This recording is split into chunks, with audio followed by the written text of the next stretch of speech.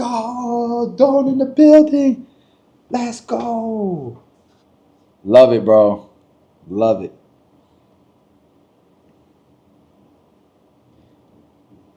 Need help getting that Spanish version.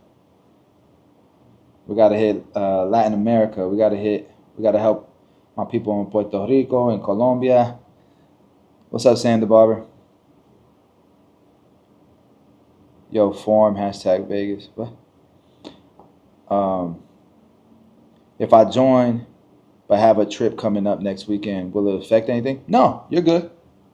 You take it on your own pace. Our calls, we're always gonna have 4 calls every week. You can tap in whenever you want to. There's recordings if you want to catch up to anything, but we'll always touch on topics multiple times. So, this is a long-term thing, but you'll have access to all the everything pretty much, and you'll be able to catch up whenever you want to on your pace. Hey, Cuts by Chief, that's dope, man. Yeah, OTB is going to get better and better. I don't know if you've been seeing the updates of all the automations we're bringing to the table, all the templates, just so much stuff we're building right now. Super exciting stuff. I got to give Lou a bonus because he's been putting in work. That dude's working like 12-hour days. And so is Kyle. Kyle's been putting in work too with the app, the web app.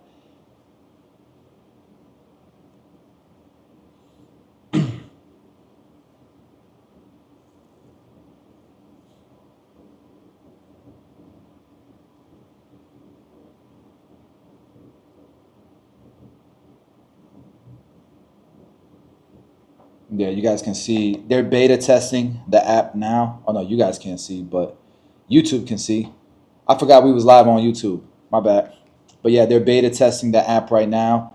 My YouTubers that can see my screen, check this out. This is what we're talking about here. So this is a app that is included with your membership in the mentorship. So there's 2 things that are included. You have OTB, which is our CRM. This is our marketing machine. This is also how we take bookings as well, online bookings. So you can see all the appointments that are coming in here, reschedule, all that good stuff. Automations are built in here. All of our marketing stuff, including our social planner, is in here. So if I go to the mentorship, so this is included as well. So it's not just a course. I don't know why.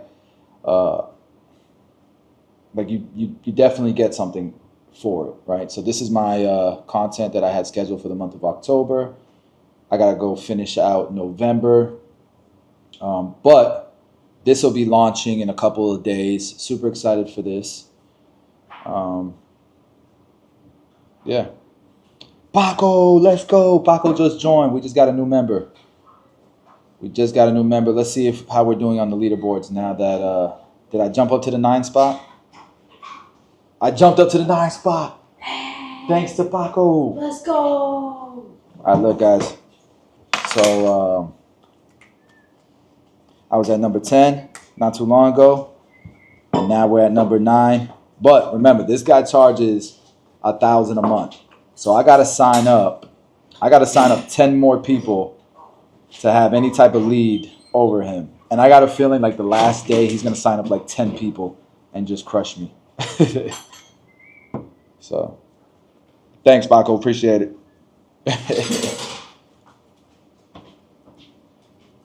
Hopefully we help each other out here. Wash your hands before you go dig into that. Crumble cookies. And we gotta sit in the room with the one. Ooh, that's my vibe. That is my vibe. Why is that mic sitting in the middle of the room? Because it's getting charged. You can't do anything. You can? But I thought you said you don't want me to. Okay. Because the lithium ion battery. Once it's charged, you can move it into the room. Damn, mommy going in. Oh my gosh. Mommy going in. Mommy going in. These looks like the best flavors. All right, let's take a look at these this Instagram or this Google ad real quick. Oh, that's adorable. It's an espresso glass. Yeah, because you take espresso in shots, right? Yeah. This is correcto, mi hijo. You put salt in yours? Huh? You put salt in yours? No. All right. Alright, which ones do you want? Yeah, quiet and Google's quiet. Everybody's quiet. Everybody's cutting. Everybody busy cutting. Which one? All right. I want to watch this movie. So if y'all are not doing nothing and you want to jump on to YouTube, I want to watch this movie on the story of Paul Mitchell, and how this company came about. And this is the guy who founded Paul Mitchell. And so we're gonna watch this. It's hard to find this documentary, but I found it and I paid for it. So let's see if go ahead and watch it. So if you guys want to watch this with me, I'm gonna jump onto YouTube and we're gonna scope it out. Thanks for being on the Instagram with me, y'all. Y'all take care. Oh, and thanks for everybody who supported. We jumped up to that number 9 spot just from being on this Instagram live and answering y'all's questions, man. Fire. So we got to keep growing this lead because this guy right here is catching up. These guys are catching up. So, Which ones do you want? Where's the cinnamon roll? That one. Let me get a piece of that. Just a piece. I don't want the whole thing. In a plate, please. All right, guys. Just one? Just one of these? What app for booking should I buy to build clients? If you want me to be honest, join the mentorship and you will have a software. You'll have OTB. It's all in one. It's high level, white labeled, but with all of our automations built in, with all of our email scripts, with all of our marketing and all of our training. And yeah, that's what I would suggest to you. Join the mentorship and you'll have it. Cinnamon one's busted. Yeah, Paco, you want to start here, bro. You want to start literally classroom, start here. Step 1, start here. Literally start here. Don't skip anything. At step 1, and I'm telling you, you're going to see gains. All right, guys.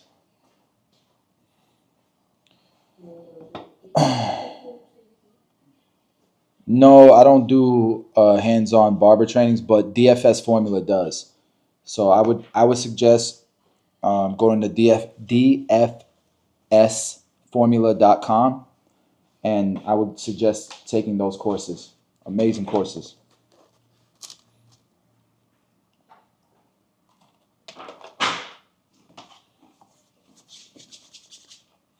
All right. Let's watch this movie, y'all.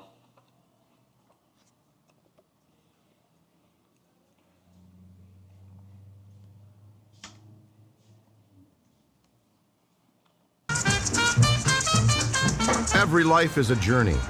JP's journey began in 1944 in a poor neighborhood in East Los Angeles.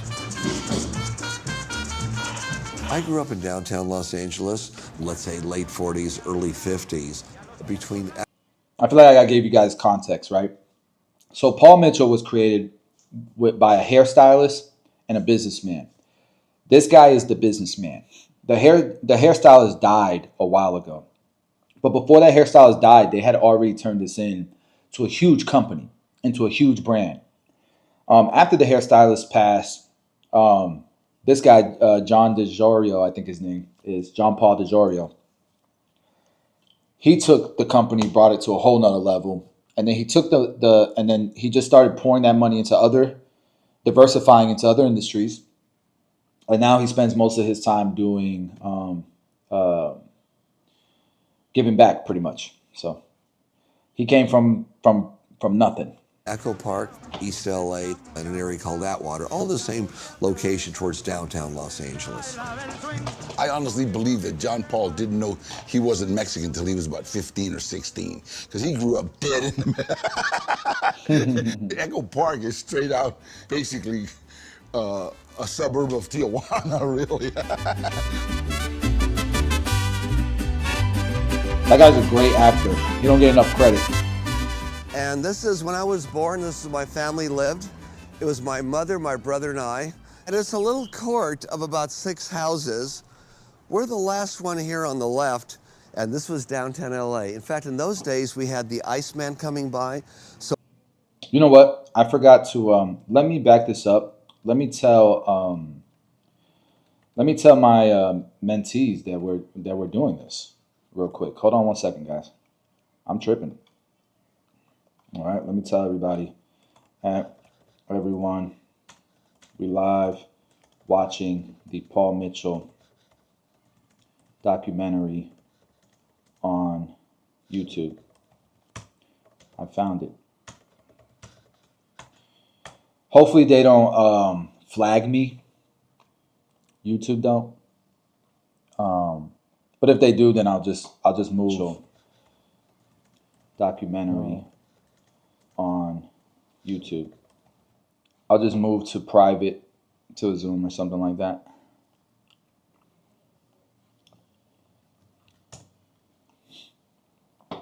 All right, let's go back to it. We were looking for this yesterday, and I couldn't find it anywhere. So, all right, let's go ahead. Let's In a start. poor neighborhood in East Los Angeles.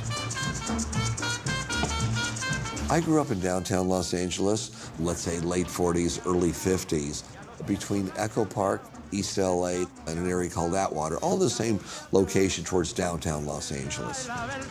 I honestly believe that John Paul didn't know he wasn't Mexican until he was about 15 or 16, because he grew up dead in the Echo Park is straight out, basically a suburb of Tijuana, really. I didn't know he was Mexican though. I think he's mixed. And this is when I was born, this is where my family lived. It was my mother, my brother, and I. And it's a little court of about 6 houses. We're the last one here on the left, and this was downtown LA. In fact, in those days, we had the Iceman coming by. So for 50 cents or a quarter, give you a block of ice. So we had a Whoa. fish man, a vegetable man. The fish man had a horn. The vegetable man had a ding dong, ding dong, ding dong. So you knew who was coming down the street, and they'd park along the way there. It was a simple kind of life here in downtown Los Angeles, but we thought we had everything. We didn't know any better. That's real. You don't know any better. My mom is Greek. She came from Greece. She came into this country looking for streets paved with gold. She was told that's what's here in America. She went out there, she couldn't find the streets for the gold. I never really knew my father. My father left before I was 2 years old.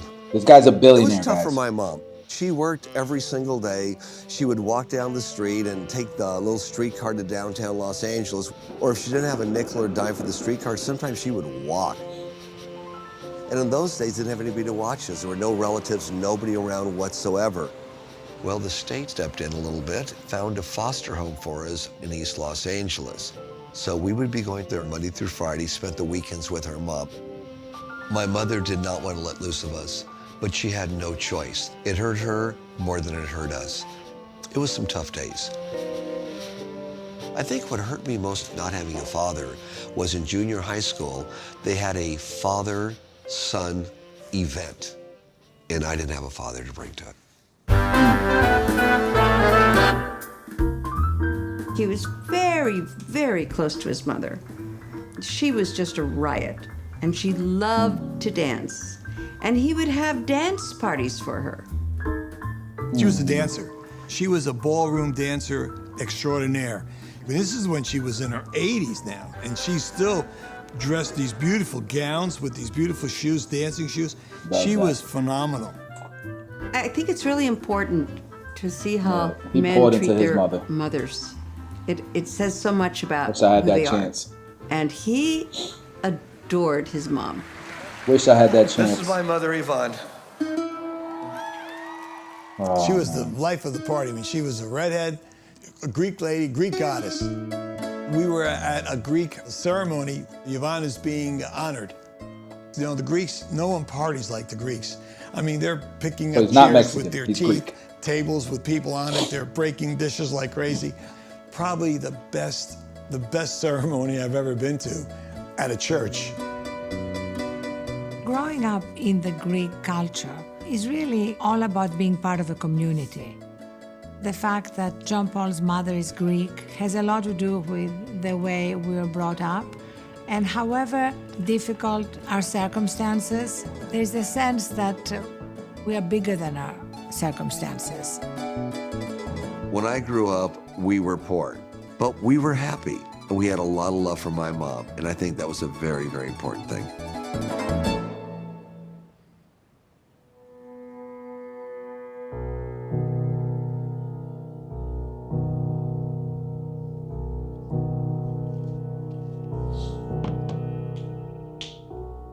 My brother and I, at about 6 years old, were in downtown Los Angeles during Christmas time, where you see the trolley cars going around in circles, little toys, the trains going around in circles, the puppets.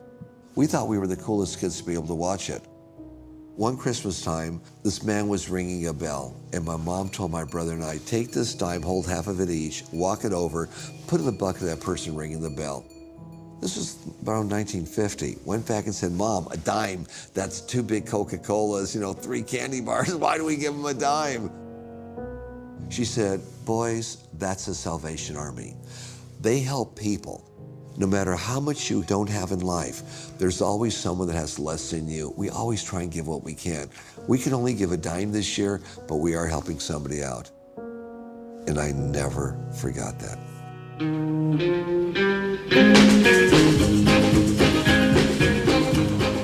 My first entrepreneurial job, I think, was when I was 7 years old. My brother was 8. He was a year and a half older than me.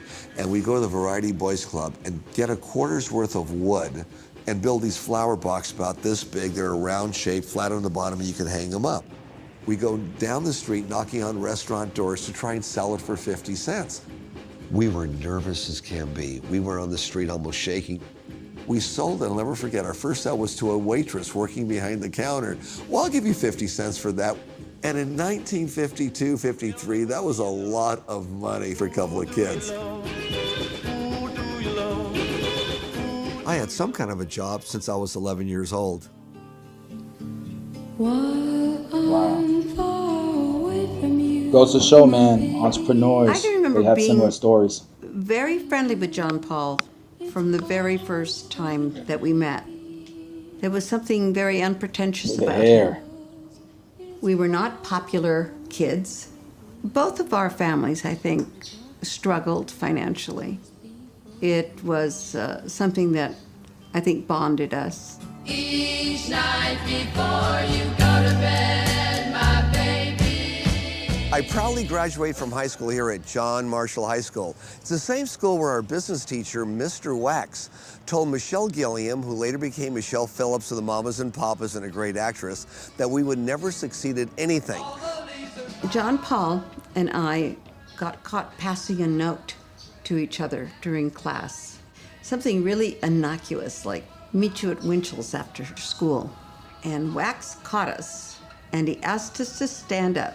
And he said, class, I want you to take a good look at these two, because these two will never amount to anything.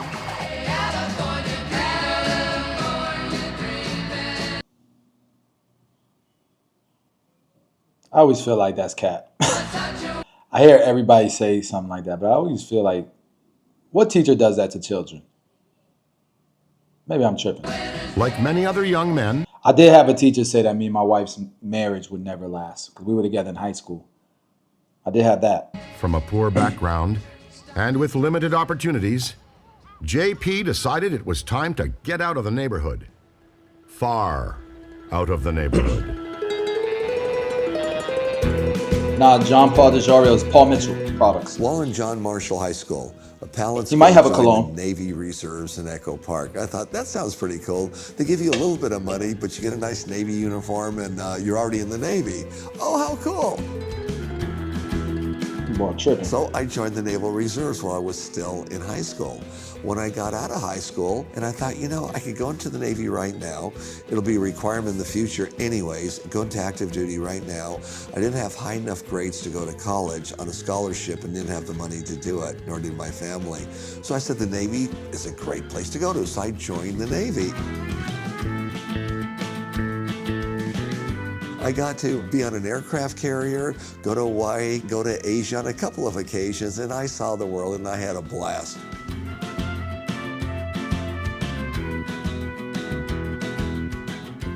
And I learned something unique in the Navy. In the Navy, they take ordinary people like me, and by teaming up together as a team, you achieve extraordinary results.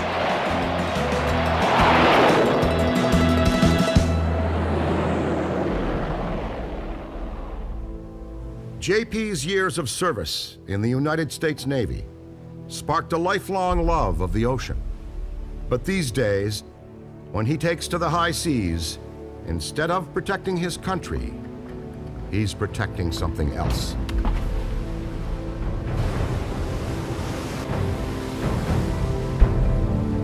Warning, warning, warning. Quit poaching whales and go back to Japan.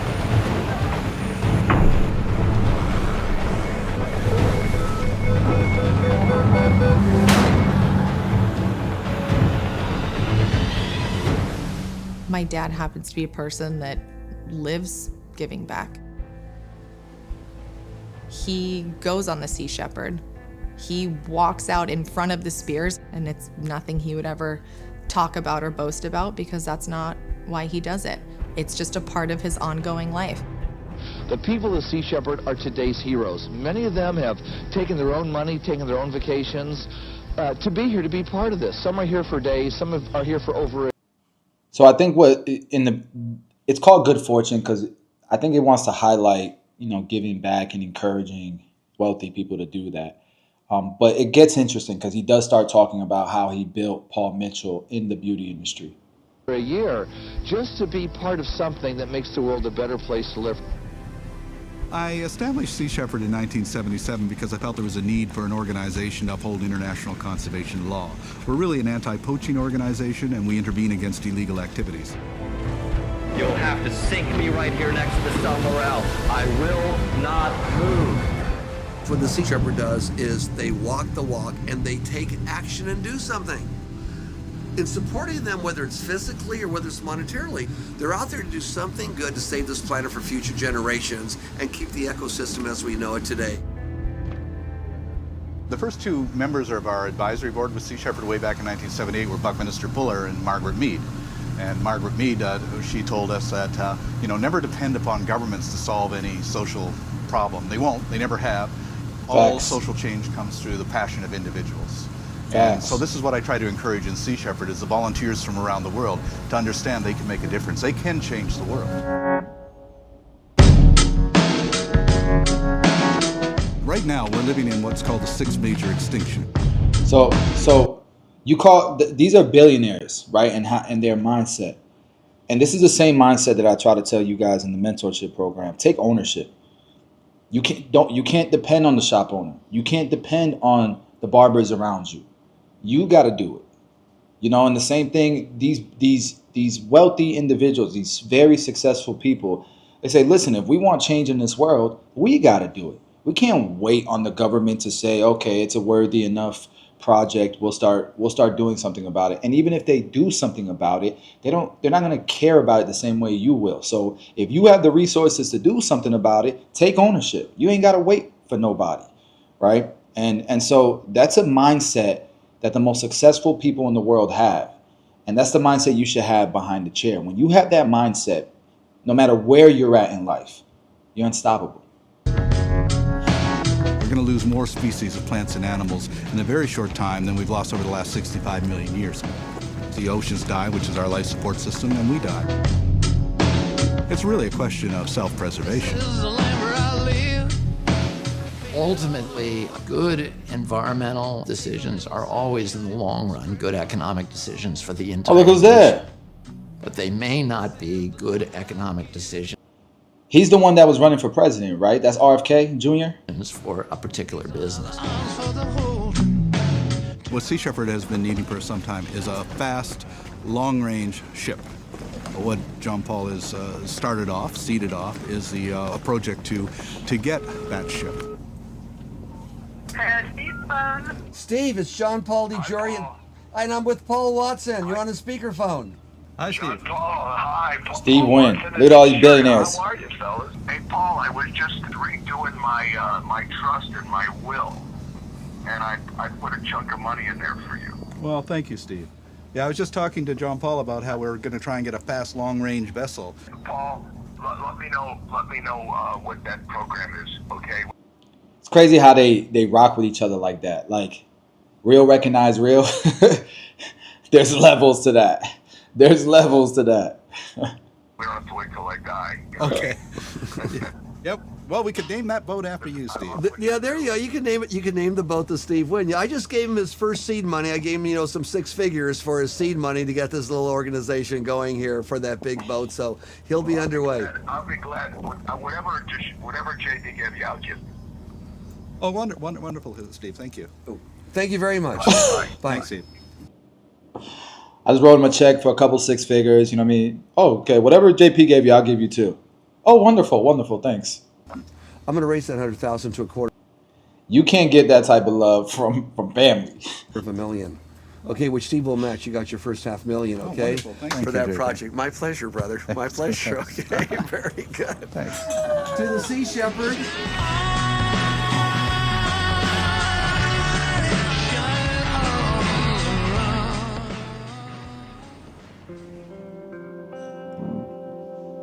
But look where he came from, though. Every life has its share of high points and low points. It's easy to be happy when things are going well. Talk to him. But it's the low points that make us who we are. I was married at a very young age, 20 years old, and we had a child. I got married, I think, for all the wrong reasons. I fell in love with her beauty. Forget her attitude, forget what she said. This woman could do no wrong. One day I came home from work.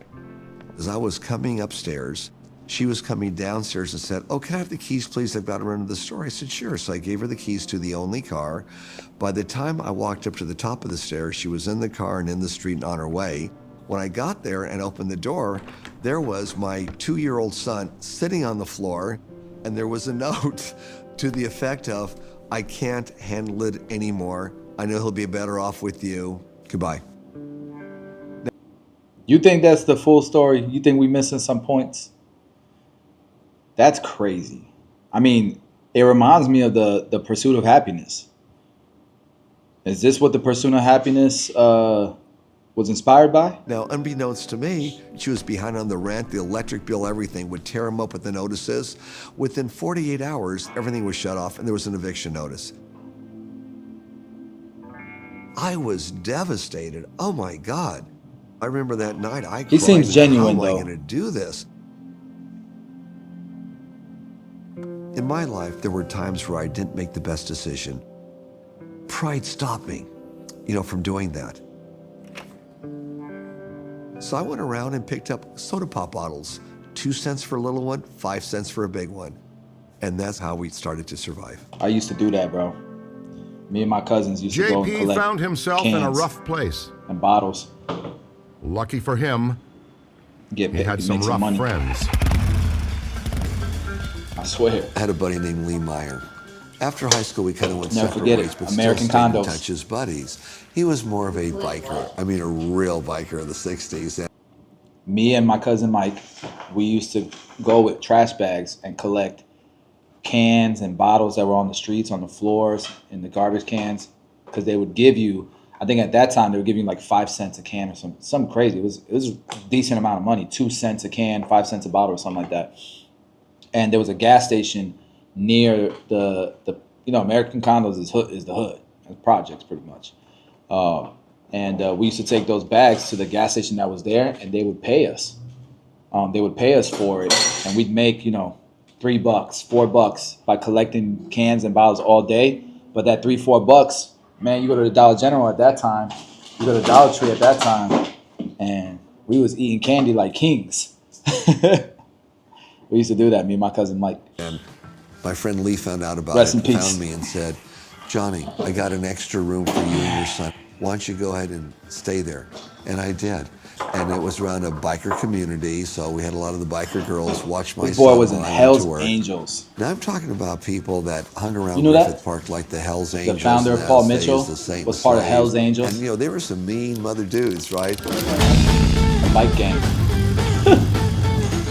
Echo Park was surrounded by different neighborhoods, but you wouldn't go into Echo Park if you weren't from Echo Park. It wasn't the kind of neighborhood that you wanted to be found in after dark. I know very few people that haven't been to prison. You know what I mean? I mean, literally everybody that I know has either been to prison or is on parole.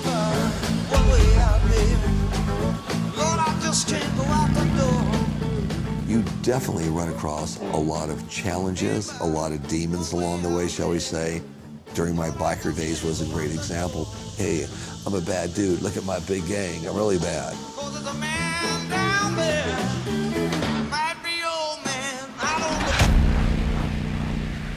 I'm making it for you in my house. All right. My brother Robert, at 29 years old in Topanga Canyon, just had his front end extended on his motorcycle and went around one corner and just hit it wrong. And they didn't have helmets in those Okay, days. make sure you make yourself some lunch before you go to basketball. Damn. What? That boy's been through some stuff, huh? My brother and I were very, very close. When he died in that motorcycle accident, I just felt tremendous grief. A huge loss. It's life, man. Life is interesting.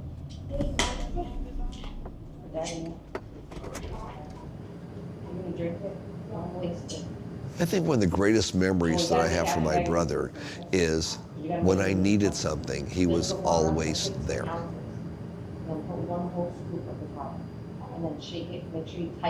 When JP celebrated his 70th birthday, he didn't have the typical Hollywood party.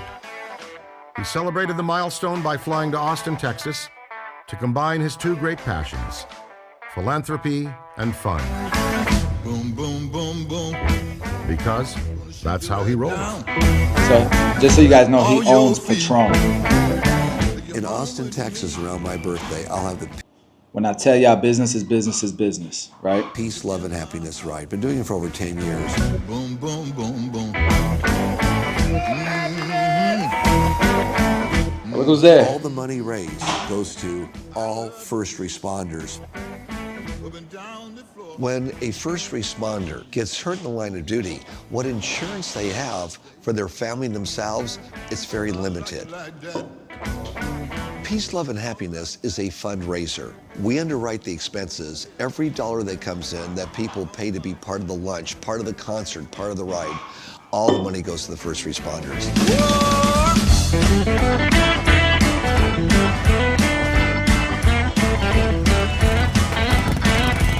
That's so dope. The police department comes I want to do out this one and day. We have 50 police officers with us and sheriff's officers at all times, so we ride through the countryside and we have a lot of people following us.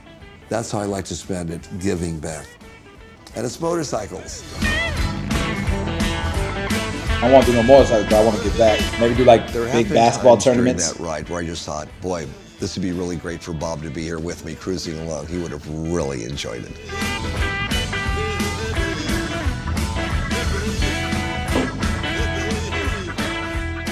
John Paul at an early age was able to get out of a gang.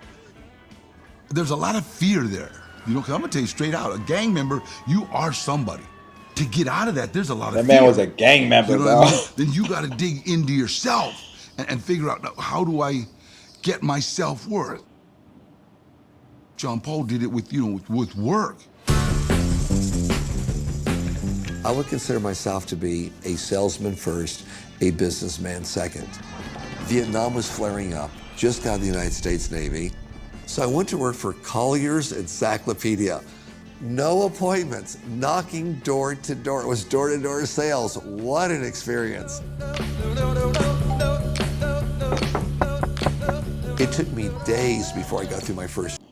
This is a guy who would easily make 6 figures as a barber. Like going door to door like that. Imagine doing that with the free haircut campaigns. Don't do that, but crazy. Then it took me a week before I made my first sale. But when I did, oh my God, it was wonderful. I sold encyclopedias door to door for. But I'm sorry to keep pausing it, guys. Tell me I'm pausing too much if I am. But business to business, going door to door, business to business, absolutely do this. 3.5 years. The average life expectancy of someone selling books is 3 days. Commission only. You don't sell, you don't get anything. Selling encyclopedias door to door and being married with a small child was very tough because you went out in the late afternoon and then that night you sold until 10 o'clock at night. It was very difficult to try and raise a family and not be there. You also went out on Saturdays. So then I looked for a variety of jobs and had a variety of jobs. Oh man, did I have a variety of jobs. I sold dictating equipment. I sold photocopy machines. I sold life insurance. I sold medical supplies. I sold so. Is this not the pursuit of happiness? Much stuff. Wife walked out on him, door-to-door sales. Only difference is this guy was in a gang. Met John Paul, he came into my office. I was a recruiter. We hit it off pretty well. It was like meeting your long-lost buddy. We became friends almost that day. Matter of fact, we had lunch that day. We talked and I got to learn more about him, about who he was and what his goals were and what he wanted to do. I realized at that time that I had actually a better place for him to work in the beauty industry. Here he comes. My job was to sell hair care products, but my friend John Capra said, you're not gonna make a lot of money, but this industry's wide open. You can do anything you want. So I started at $600 a month, less than I was making. And I immediately went and sold. Reckin was his job. He moved right up the chain and he was promoted to schools and chain salons and he moved to Texas. Hold up. This man was working for Redken. He was a salesman for Redken. 3 weeks after my training, they shipped me off to Texas, okay? And I'm an LA boy, went to Texas and was selling hair care products in Texas. In a year and a half, I became the company's national manager of all their chain salons and all their schools. In the heart of Texas. Reckin is blown away. I mean, that's truly, he was doing things with fewer people and he was the master at that. And he was not fitting into the culture of what Reckin saw as successful, even though he was really successful. Heart of Texas. Our divisions were in double-digit growth. However, I wasn't the kind of manager that they wanted that would stick around and do more of the corporate things they wanted, so they fired me. Went to work for TRI, the Institute of Trichology. And even though they were a little company, they made me their vice president of marketing and sales, and that little company tripled the first year. And then management said, John Paul, you made more than the owner of the company did. I said, but I worked for only $3,000 a month. That's all you paid me. And 6% of all new sales. Well, yeah, it was the new sales that got you. There is somebody that we could get to do your job for 1/3 the amount. So they fired me. And I moved on to another company, Firmadel. I went to work for them. They went from 8 million to 12 million the first year. However, the people I worked with wanted me to hang out more with them, be part of their clique. They said I just wasn't one of them. Time for me to move on. Deep in the heart of Texas. I think I know why this documentary was so hard to find. I'm sure these companies did not appreciate him doing this.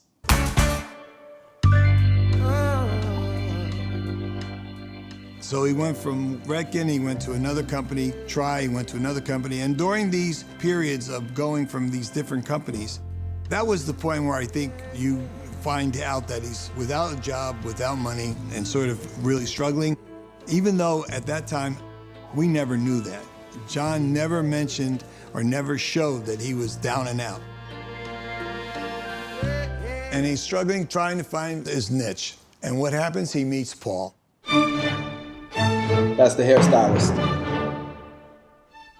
What Paul was what we call a hairdresser's hairdresser. A lot of people believed in him. He also spoke his mind, which was one of the qualities of Vidal Sassoon. They had beautiful dialogue. He also did crazy things. He did haircuts with surgical tape. He used curved scissors. He used a curved comb sometimes. His mind was just very robust with creative ideas. Anything could be done.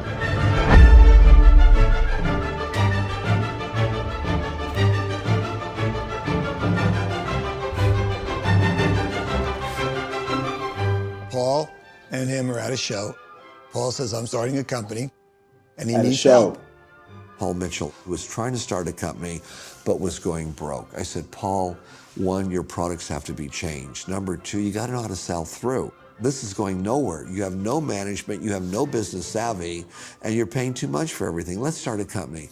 I'll get someone to invest $500,000. That's what we need. So we have to have $500,000 to start the company. Paul said, that'd be great. Let's do it, yay. They join forces, and they birth Paul Mitchell. We got a person to put in $500,000. The day came, took the 20-year-old car, and went down the bank to get the money. It wasn't there. The guy changed his mind. The guy pulled out. I want to tell you why he pulled out the last minute. It's now February 1980. Inflation in the United States is 12.5%. Unemployment is 10.5%. Your interest rates are 17% if you could get a loan. And Hold on. Don't that sound familiar? People say it's harder these days than it was back then. No, guys, it's cyclical. There are good times, there are bad times. Unfortunately, there's a lot of people trying to build during bad economic times. They weren't that bad. That's really bad. 17.5% interest rates. the hostages are still in Iran. They haven't been released yet. Bad time to invest in the United States.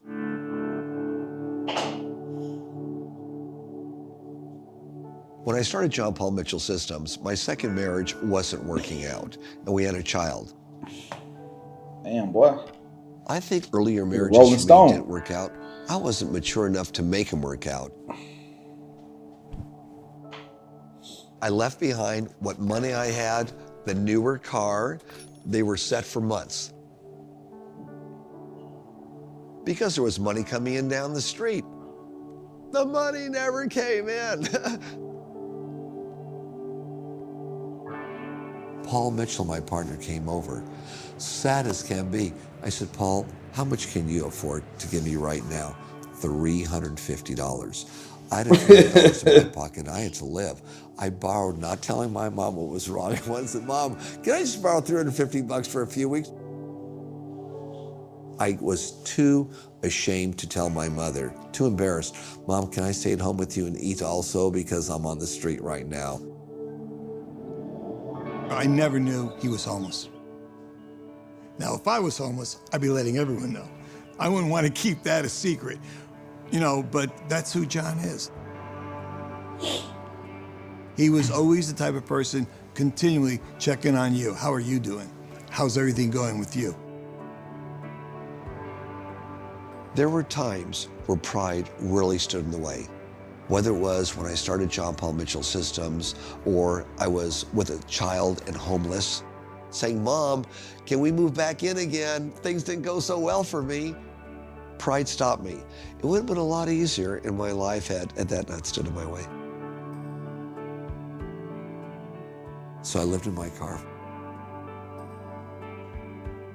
Learned how to eat off 99 cents for breakfast, and at happy hour, 99 cents for all the chicken wings and salsa you could eat with a 99-cent margarita during happy hour. Learned how to shower down at Griffith Park and lived in my car. I started the company that way. It's the second time I was homeless. I knew what we had was great, and I knew I had 30 days to pay the bill for the bottles, 30 days to pay the bill for the silk screener, 30 days to pay the filler. So with products, I don't know, these days it's harder to do this without having a reputation, but he already had experience, he already had a reputation, so I'm sure he knew the manufacturers already from working with Redken or working with the other companies. And so they'll give you what's called a net 30. So they'll give you the product, they'll give you everything, and you got to pay them the invoice within 30 days. Some companies will give you net 60s, net 90s, and so you can pay in 60 and 90 days. There's really big barber supply stores that you guys know of that are great, and there's some that are terrible. They look like they're big and everything's going great for them, but they're behind 90 days on their invoices with products, with brands. So and with manufacturing, right? So that's pretty much what he's talking about. So what he did was he didn't have the money. He said, bro, I'm going to grab this product and I got to sell all this product within the next 30 days because I got to pay this bill in 30 days. He doesn't have to sell all of it. But generally speaking, probably selling a third of it at retail will give him the money that he needs to pay what he owes the manufacturer. And then the rest of it is not necessarily his profit, because out of the rest of it, he's got to pay employees for travel, for expenses. He's hoping to make a 30% margin, 20% margin. But nonetheless, he's got a 30-day sprint in a day and age where the internet didn't exist. He couldn't just post on social media or start running ads online. This is why I tell people it's easier these days, actually. From the time we ordered the bottles, when I picked up the phone, I said, look, instead of the 100,000 bottles I want, would you send me a sample order of only 10,000? Oh, sure we will, no problem. From the time I ordered the bottles to the time they were silk screened, the time they were filled was 2 weeks. I now had 2 weeks left before the first bill was due. Went out there knocking door to door on Ventola Boulevard, beauty salon to beauty salon, just like I sold encyclopedias, selling my product.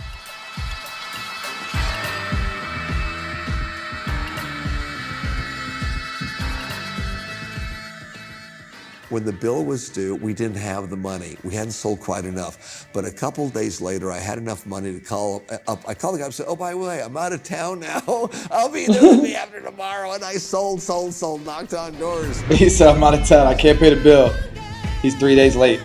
I'm out of town. I can't pay the bill. Shampoo for fine hair, shampoo for greasy hair, and then sculpting lotion and leave-in conditioner. And those were the 4 products that we had as we started out. And with their $700, the product, it's a black and white bottle, was because that's all they could afford. This is true. Guys, with your logos, so this is something I learned when I was doing manufacturing. We had to dumb down our logo, right? Because the more complex your logo is, the more graphics, the more colors, the more expensive the packaging is going to be. Like, I'm talking about the difference between that bottle and one with color and stuff might be 20, 30 cents. But 20, 30 cents times 10,000 bottles is money, is real money, right? Typical of John Paul. We have this beauty show. He invites his friends. We go. And I'm thinking, man, Johnny Boy's hit it. He's doing great. We at the Biltmore. He's doing a hair show. All these beautiful models. They'll know that boy about to go bankrupt. He's got a tuxedo on. He looks like $1 million. I'm going, this is great. I'm so happy. So later I find out he did this whole thing for, smoke and mirrors. I mean, the flowers were a friend. The catering, the food was a friend. The deposit was all he had, and he had to sell the product to pay the rest. I mean, if you were there in the audience, you did not know that. You thought this was a very successful company. Wow. We were broke. Find the yes. One of the things to me that made Paul Mitchell really strong from the beginning that other companies weren't doing is they brought the education right into the salons with a hairdresser going in and doing a haircutting class. And that's how they got the products in the door. The hair industry at the time, in the late 60s, was blow and go. You got your hair done once a week. Whatever you styled on Friday, that's the way it looked until next Friday. You didn't wash your hair. What John Paul and Paul Mitchell did is they made ready-to-wear hair. He would cut your hair, style your hair, and then you would be able to style your hair that way yourself until your next haircut.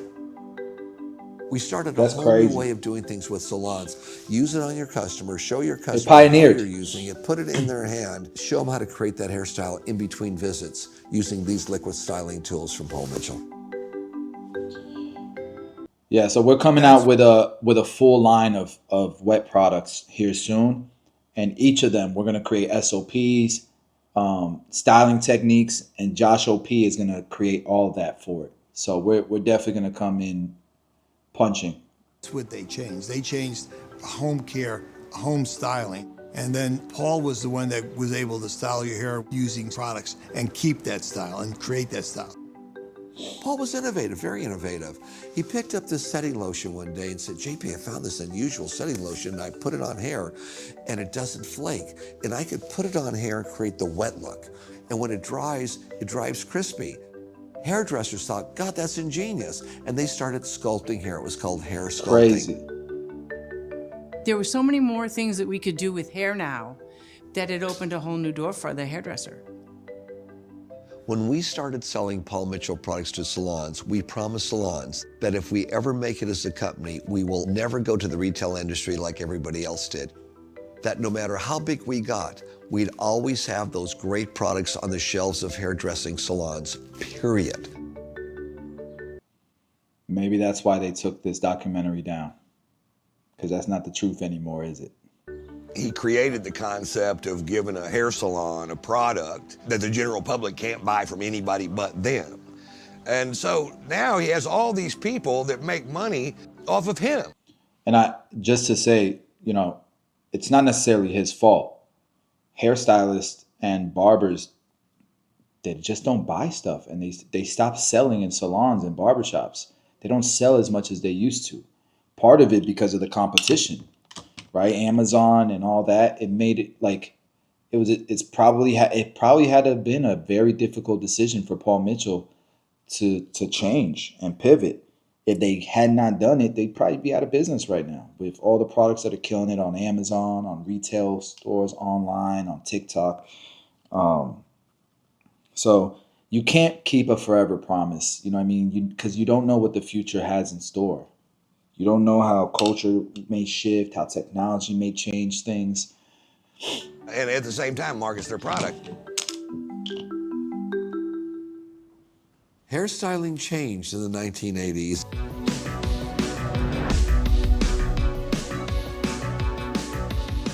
In the 80s, it was an exciting time. And it was a crazy time. Hair in the 80s was big. It was, spiky, and they wanted hair that they could really stand on end and have it freeze in place. And the bigger, the better. Even though the first couple years were tough as can be, when we got in the 80s and used our sculpting lotion, it took off.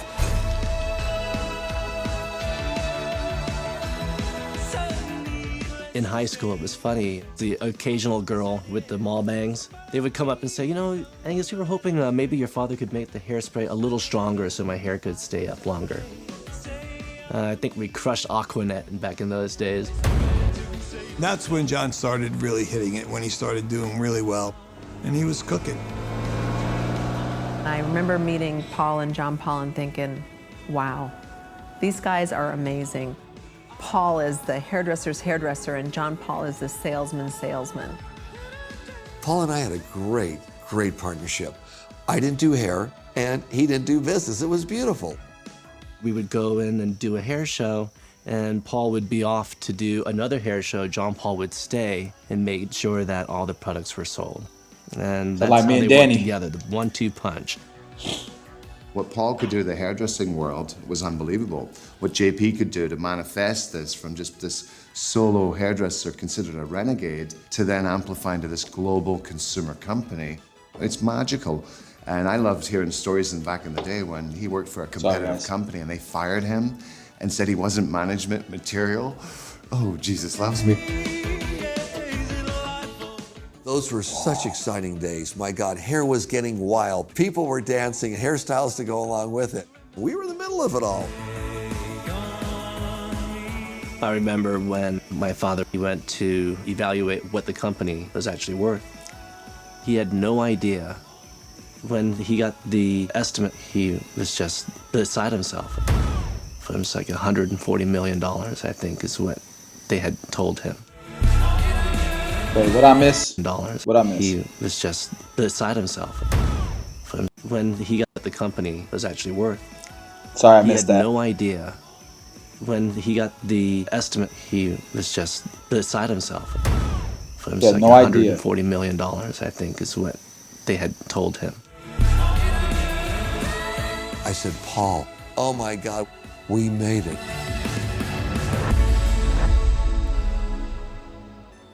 And what did 140 million people back do then? when they hit it big in the 1980s?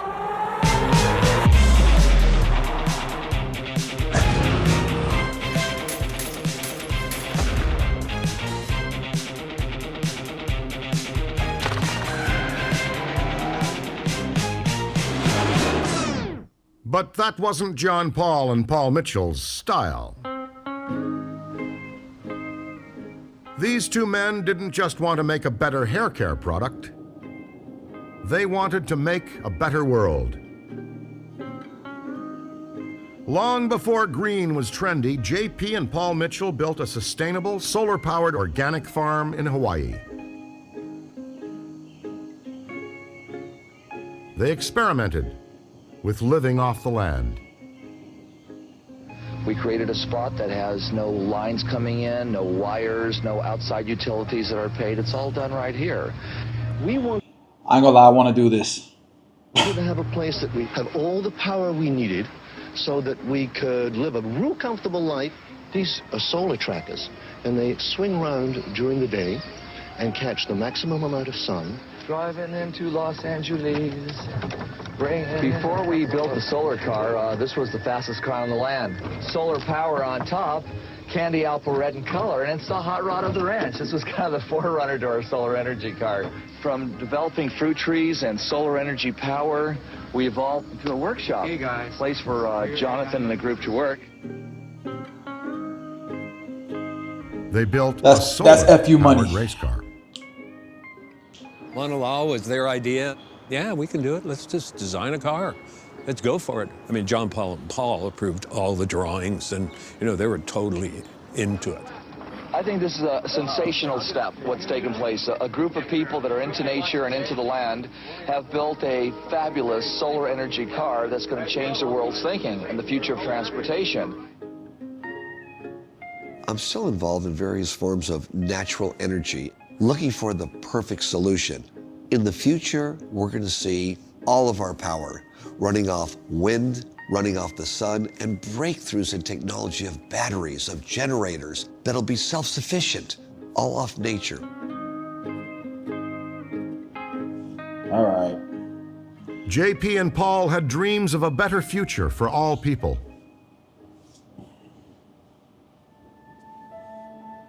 But sometimes life gets in the way of dreams. What about the future, Paul? What's in the future for the company? Any major changes? You can do anything different? I don't think we're going to do anything extraordinary different. The company's going to get larger. I don't think either John Paul or myself have one moment's hesitation to say that we both feel that the challenge of making the company the largest company in the industry is the most interesting thing that we've got left to do right now.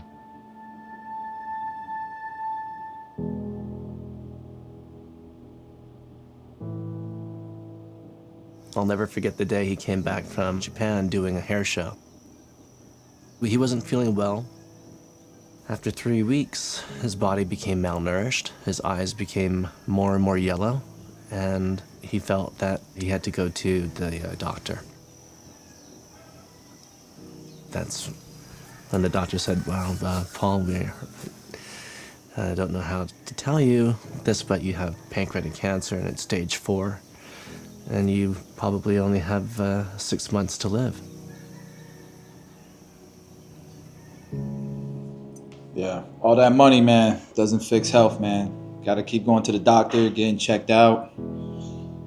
It's crazy. I not only lost a very good, fun business partner, I lost a friend. It was devastating. They were brothers. John loved them. I imagine it really hit JP hard, you know, when Paul, because he was his partner.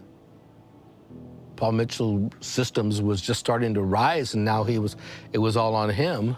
But then he made it a point to take care of Paul Mitchell's son, Angus, who has remained a really integral part of the whole association.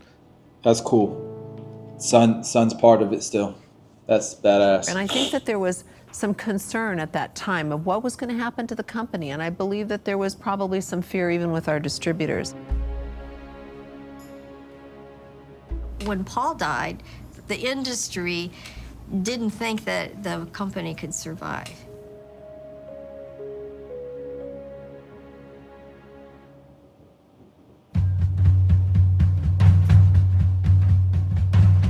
I took over both roles of the company as the spokesperson for the company as well as the CEO of the company. He got into television, he got into sports marketing, he got the company much more involved on the image side to the consumer. Paul Mitchell is all about style, your style. If you look at today's corporations and today's companies, they have to be so transparent in their corporate values and how well they treat their employees. Well, that's now. 20 years ago, that was incredibly unique. And it wasn't something that you did because you were being watched. It was something you did and something that John Paul did because it was the right thing to do. Yep, that's how it's supposed to be. Well, look who's here. It's my friend, Absolutely. Hi, John Paul. How's everything, honey? Good. How are you? He's so charismatic and he's so happy, and it's real. It's not affected, it's not fake. It's, you know, he walks in and the first thing he says, "Hey, how are you doing today? Are you having a great day?" And you just go, "Yeah, I am, by the way." A lot of people think it's bullshit. No one could be up that much. So many times in my life when I was just flat down, whether it was homeless or no money, when you're so down, you could only look up. It just happened in my life. I don't have a reason. I don't know what I could tell everybody else. But most of the time, I'm just pretty an enthusiastic guy that just wants to be happy and others be happy too.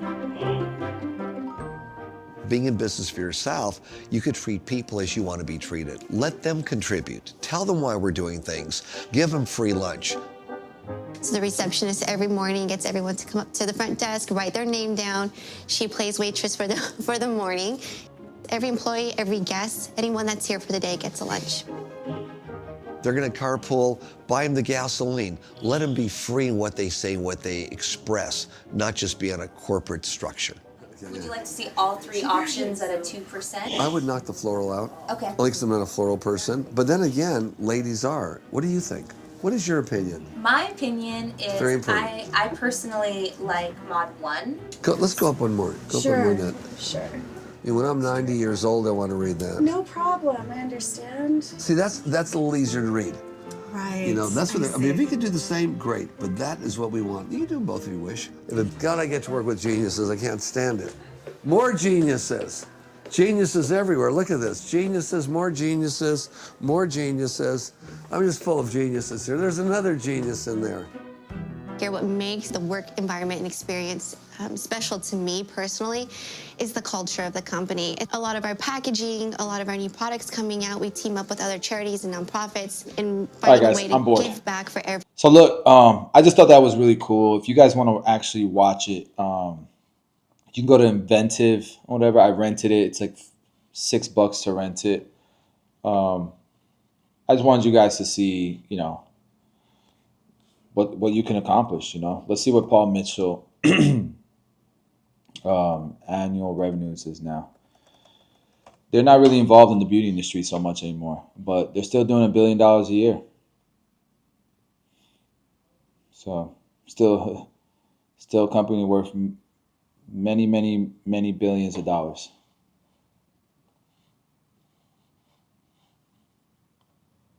So that's pretty cool. Oh, shoot.